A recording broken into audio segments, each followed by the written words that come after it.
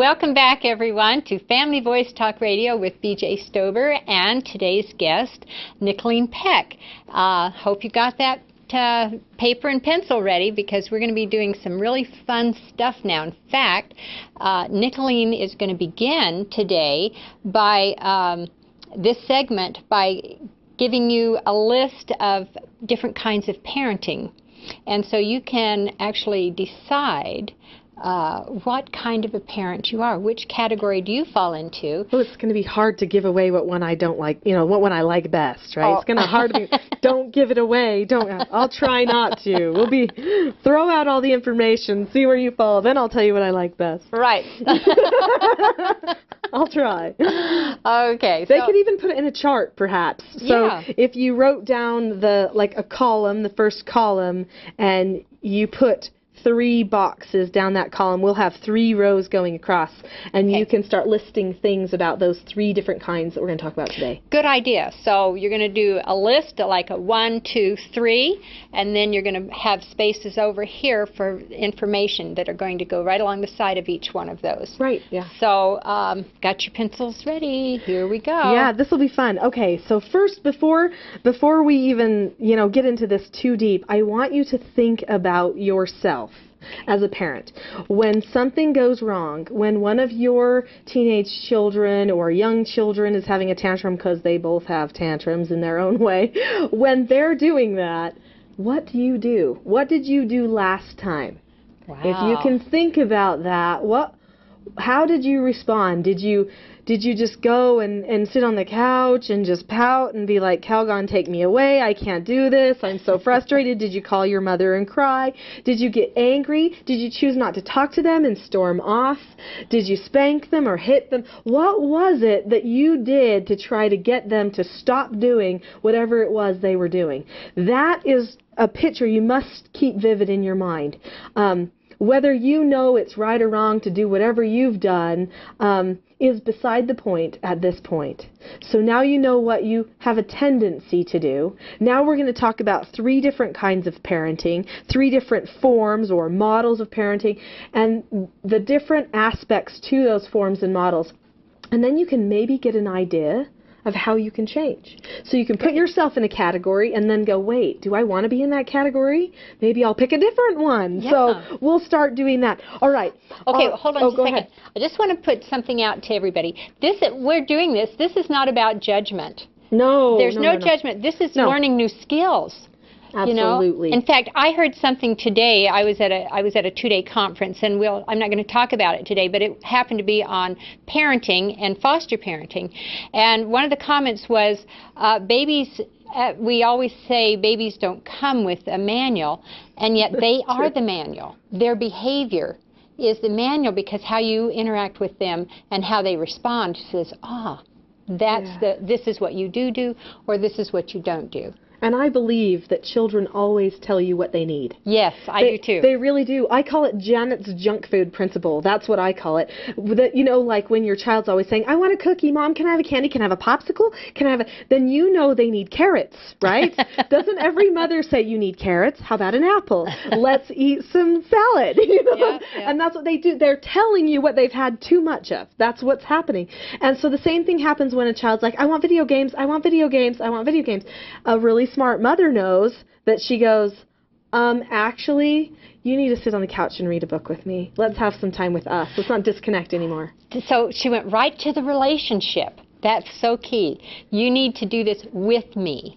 So. Yes, exactly, because the relationship ties everything together. Yes, it does. Yeah, if you can, and I know I've probably shared this with you before, BJ, but for the audience, if you can picture a wagon wheel, the center of the wagon wheel is your core principles, the things that you believe that you want your children to be rooted in. And then those spokes of the wagon wheel are all the different things that you teach your children. You teach them how to pray and eat healthy and exercise and do their math and all those great things. And then that rim around the outside of the wagon wheel, that's the relationship.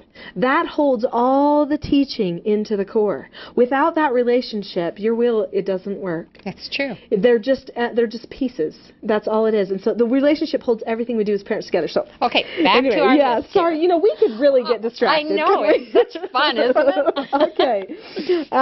So the first group, the first type of parenting down the side that you want to write is you want to write modern progressive parenting. Now, progressive, some people may have a negative connotation with that term. Some people may have a positive connotation with that term. I am not talking about politics, just so you know. Just so you know.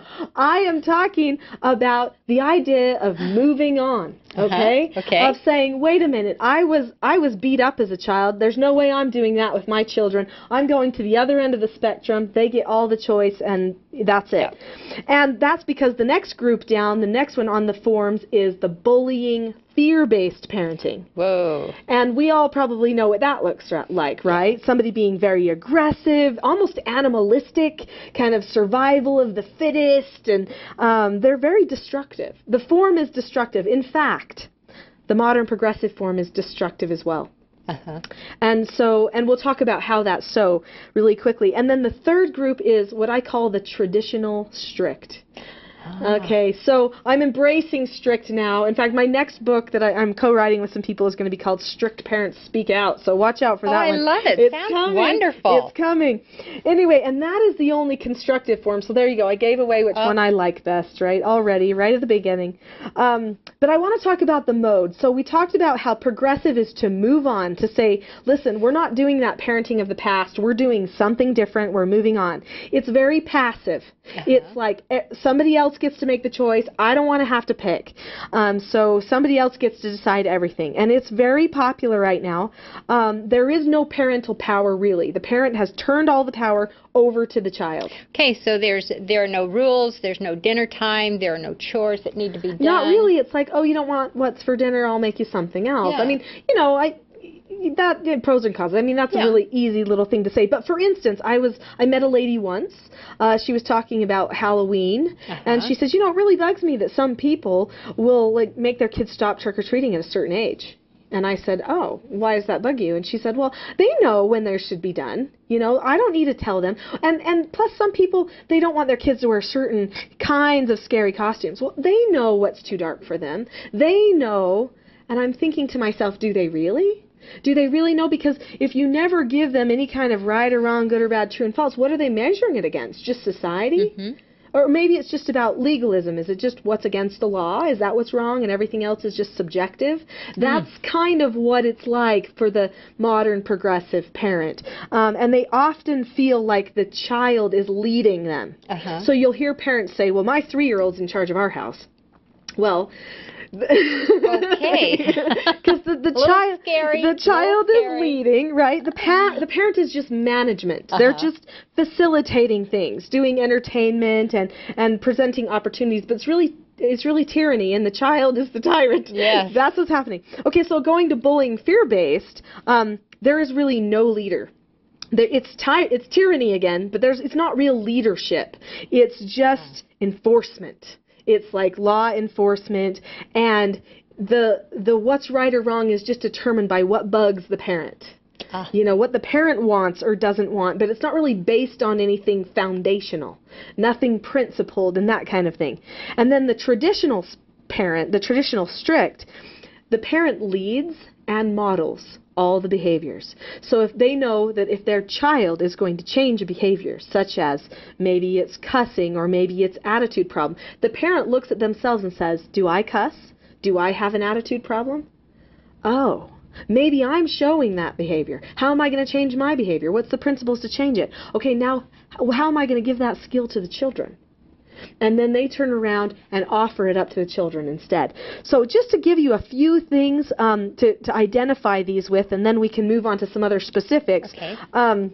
So modern progressive, like I said, is very subjective. It's very confusing. It's kind of lonely. The child doesn't know what's right or wrong, so they feel almost abandoned. Like, what do I pick? What's right? It's so confusing for them, and it's almost like water. Like they're just gonna go to the path of least resistance because it seems the easiest. They're playing systems a lot, and they're often very lazy because they've just been indulged and haven't had to hold themselves to any principles.